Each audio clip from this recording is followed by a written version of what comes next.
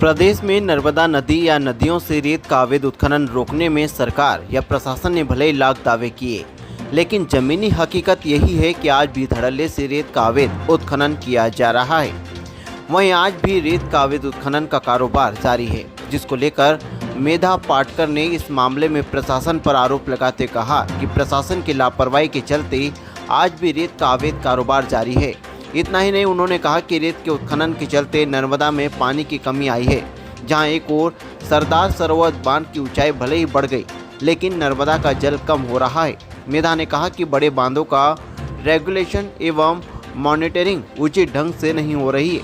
वहीं CWC केंद्रीय जल आयोग के नियम का भी कोई पालन नहीं हो रहा है, जिसके कारण कम पानी में प्रदूषण बढ़ रहा है।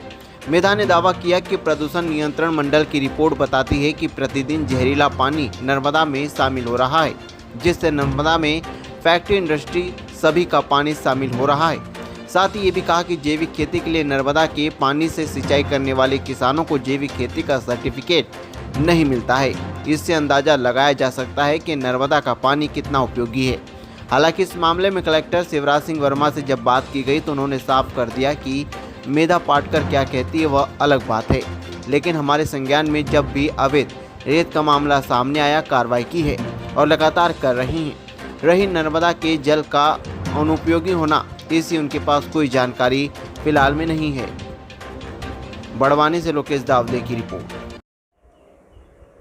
आज हम देख रहे हैं कि सरदार सरोवर की ऊंचाई तो बढ़ती गई है, लेकिन सरदार सरोवर पानी का स्तर, जल स्तर तो नीचे नीचे नीचे ही जा रहा है। केवल गर्मी के दिनों में ही नहीं, बारिश के दिनों में भी पहले कभी नहीं होता था, इतना नीचे पानी रहता गया है। डूबे हुए गांव खुल गए हैं, लेकिन घरों का और खेती का विनाश हो चुका है। आज ऐसी स्थिति में नर्मदा क्यों सूखती जा रही है? इसके 2-3 महत्व के कारण हैं।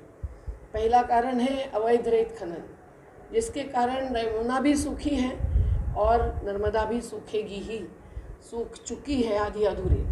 और दूसरा कारण है कि पूरे बड़े बांधों का जो सिलसिला है, उसका जो रेगुलेशन एंड मॉनिटरिंग होता है, वो रेगुलेशन एंड मॉनिटरिंग सही अर्थ से नहीं हो रहा है। CWC केंद्रीय जल आयोग के जो नियम हैं, उसके अनुसार जून में कितना पानी रखना है, अगस्त में कितना रखना है, सितंबर में कितना रखना है, लेकिन उसका पालन नहीं होता है। ये पहले ही पानी छोड़ देते हैं या नहीं छोड़ते हैं तो पावर जनरेशन के लिए। ऐसी स्थिति में और एक हकीकत हो गई है कि कम पानी में प्रदूषण बढ़ता है। तो ये प्रदूषण कहाँ से आ रहा है?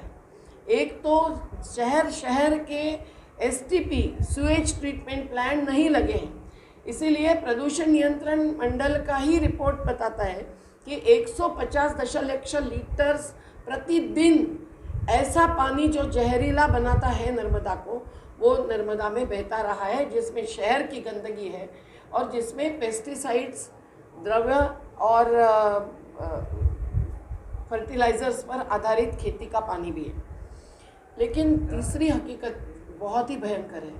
पीथमपुर जैसे इंडस्ट्रियल इस्टेट से जो अवशिष्ट पदार्थ फेंके जाते हैं, नागदा के फेंके जाते हैं क्षिप्रा में, क्षिप्रा से चंबल में, चंबल से गांधी सागर में। यहाँ अजनार नदी जो मानपुर के नीचे से बहती है, उस अजनार नदी के ऊपर मानपुर के घाट में एक वैष्णो देवी ढाबा है, जिसके मालिक के माँ की खेती पर 40,000 रुपये डंपर का लेकर डालते थे। ये खबर पूरे मानपुर क्षेत्र में फैल गई और करीबन 40 आदिवासी गांवों का बोरवेल का पानी भी जब काला या तपकीरी रंग का आ गया, तब लोग समझ गए कि ये पानी पीने लायक नहीं है, ढोर मरने लगे। तब दूर दूर जाकर घाट चढ़कर बहने पानी लाने लगी, तो आदिवासी संगठनों ने बहुत बड़ी रैली निकाली।